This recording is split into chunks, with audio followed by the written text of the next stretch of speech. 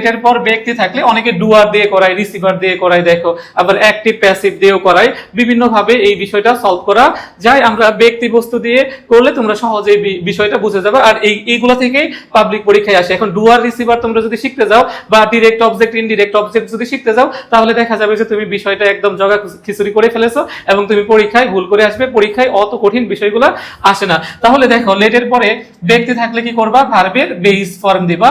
আর দেখো যে বস্তু থাকলে খুব ভালো করে মাথায় রাখো, বি প্লাস B3 দিতে হয়। দেখো প্যাসিভ মোডের মতো কাজ করে, কিন্তু অধিকাংশ ক্ষেত্রে বইয়ের মধ্যে দেখবা যে লেট মেক হেল্পের পরে কি ভার্বের বেস ফর্ম। কিন্তু এই বিষয়টা কিন্তু খুবই মারাত্মক ধরনের হচ্ছে ভুল। তোমাদের এই বিষয়টা মাথায় রাখতে হবে যে লেটের পরে ব্যক্তি থাকলে কি হবে, ভার্বের বেস ফর্ম। আর যদি বস্তুবাচক থাকে তখন কিন্তু একটা কি যুক্ত করতে হবে, বি প্লাস কে করতে হবে, B3 করতে হবে। এই জায়গাটা মনে রাখবে। অনুরূপ ভাবে দেখো মেকের ক্ষেত্রেও আমাদের একটা ভ্রান্ত ধারণা আছে যে মেকের পরে, মেক্স এর পরে ভার্বের কোন ফর্ম হয়, বেস ফর্ম হয় মেডের পরে।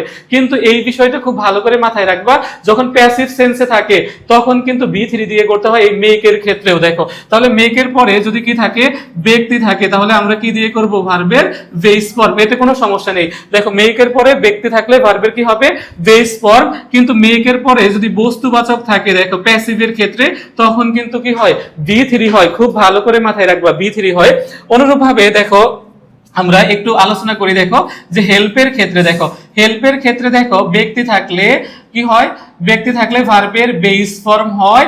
বস্তু থাকলে দেখো মাঝে মধ্যে স্পোকেন ইংলিশে তোমার কি হয়, ভার্বের বেস ফর্ম ব্যবহার করা যায়। আবার দেখো হেল্পের ক্ষেত্রে ব্যক্তি থাকলে কি হতে পারে, টু প্লাস ভার্বের বেস ফর্ম হতে পারে। তাহলে দুইটাই কারেক্ট। দেখো হেল্পের পরে ব্যক্তি থাকলে ভার্বের বেস ফর্ম হয়, আবার টু প্লাস ভার্বের বেস ফর্ম হয়। কিন্তু সব থেকে বেশি প্রাধান্য দিবা কি, ভার্বের বেস ফর্মটাকে, ভার্বের বেস ফর্ম। আবার প্যাসিভ থাকলে, দেখো প্যাসিভে যদি থাকে, প্যাসিভ থাকলে মনে রাখবা, প্যাসিভ থাকলে টু এর সাথে একটা কি যুক্ত করবা, বি এর পরে কি যুক্ত করবা, B3 যুক্ত করবা। আমরা এক্সাম্পলের মাধ্যমে এই বিষয়গুলো দেখবো। এই বিষয়গুলো কিন্তু খুব ভালো করে মাথায় রাখতে হবে।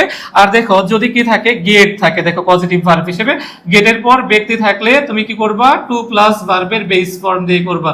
দেখো টু প্লাস ভার্বের বেস ফর্ম, গেটের পরে যদি কি থাকে, ব্যক্তি থাকে। আর যদি দেখো বস্তুবাচক থাকে অথবা রিসিভার যেটা বলতে পারো, তাহলে এই ক্ষেত্রে আমাদের কি দিতে হবে, B3। তাহলে গেটের পর ব্যক্তি থাকলে কি হবে, টু প্লাস ভার্বের বেস ফর্ম, যেটাকে তোমরা V1 হিসেবে চিনো। আর বস্তু থাকলে দেখো কি হয়, V3 হয়। আর যদি কি থাকে, দেখো হ্যাভ থাকে পজিটিভ ভার্ব হিসেবে, হ্যাভের ক্ষেত্রে ডুয়ার বা ব্যক্তির ক্ষেত্রে দেখো আমাদের কি ব্যবহার করতে হয়, শুধু ভার্বের বেস ফর্ম। এই ক্ষেত্রে কিন্তু টু প্লাস ভার্বের বেস ফর্ম দেওয়া যাবে না। গেটের ক্ষেত্রে টু প্লাস ভার্বের বেস ফর্ম, কিন্তু হ্যাভের ক্ষেত্রে শুধু ভার্বের বেস ফর্ম। আর যদি দেখো বস্তুবাচক রিসিভারের ক্ষেত্রে আমাদের সরাসরি কি